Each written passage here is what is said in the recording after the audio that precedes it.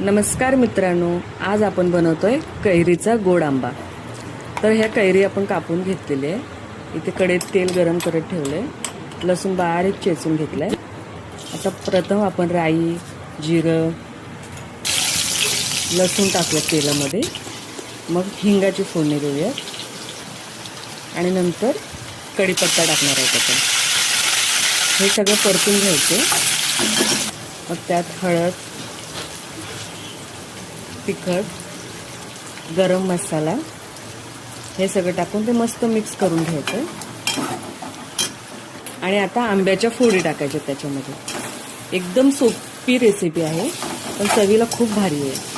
आता हे सगळं आपल्याला मिक्स करून घ्यायचं आणि ह्याच्यात थोडंसं मीठ टाकून झाकण मारून आपल्याला 2 मिनिटं शिजवायचं आहे। 2 मिनिटांनी तुम्ही पाहू शकताय आंबा लगेच शिजून नरम झाला असेल।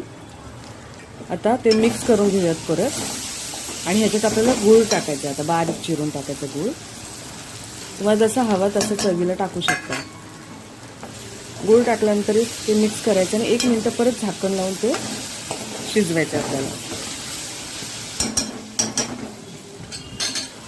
2 मिनिटात होणारी रेसिपी आहे